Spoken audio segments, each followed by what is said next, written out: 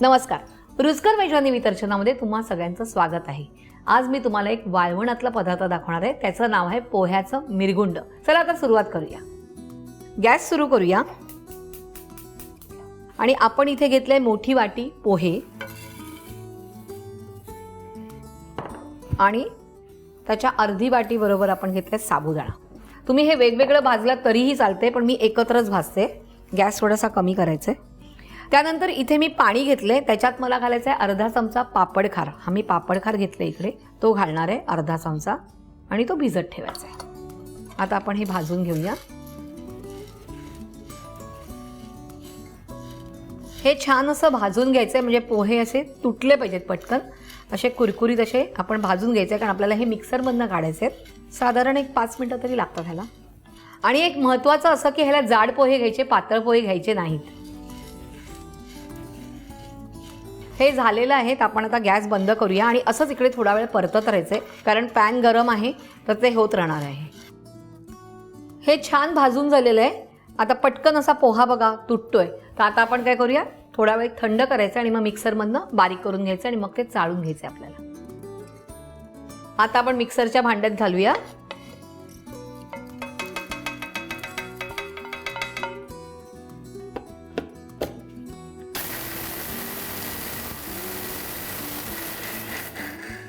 बघूया झालंय का.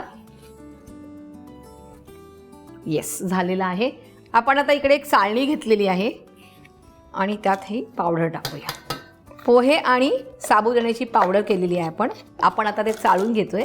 तुम्ही तुमच्याकडे चाळणी असेल त्यांनी चाळा. मी ते सुपगाळणी घेतली आणि त्यांनी चाळते.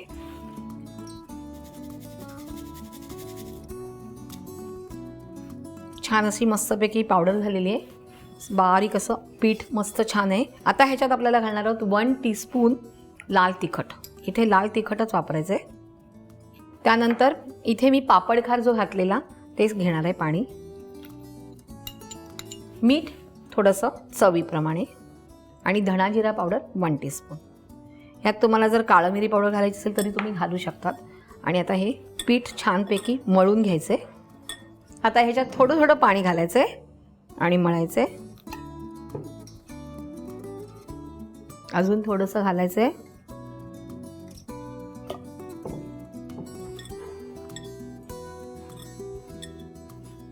पीठ पोलपाटावर घेऊया आणि मळून घेऊया.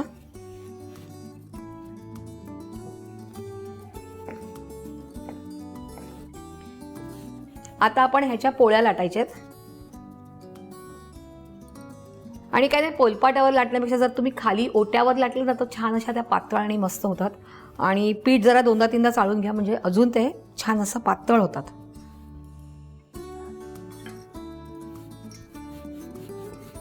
आम्ही काय करतो, एप्रिल-मे महिन्यात ना 2-3 जणी मिळून ना आम्ही असे करतो एकत्र. कारण मला जास्त वाळवणाचे पदार्थ करायला आवडत नाही. मग त्यांच्याबरोबर सोबत आणि आपलं थोडंसं कामाची मदत होते. जेवढं पातळ लाटता येईल तेवढं लाटायचं, कारण जाड ह्या पटकन सुकायला वेळ लागतात. आता हे लाटून झालेलं आहे. तर सुरी घ्या किंवा तुमचं पिझ्झा कटर घ्या. ह्या साईडच्या कडा ज्या आहेत त्या आधी काढून टाकूया.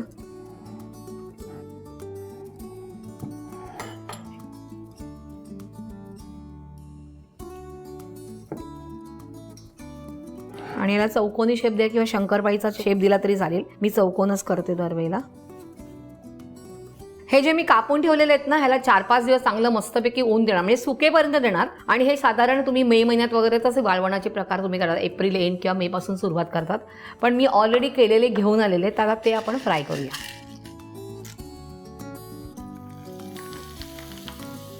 बघितलं ना किती फुलतात. म्हणजे हे पापडखार आपण घातलेला असतो ना, त्यांनी हे एवढे छान फुलतात.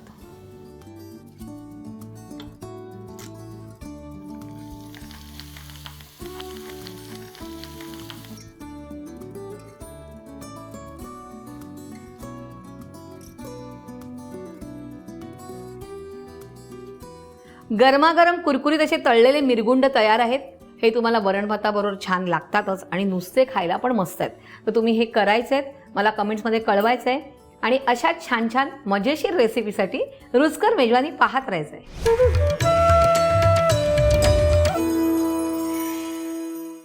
या आठवड्याची माझी रुचकर मेजवानी कॉन्टेस्टचे इन्ग्रेडियंट्स आहे ढोबळी मिरची, हिरवी मिरची, कांदा, काजू, खोबरं.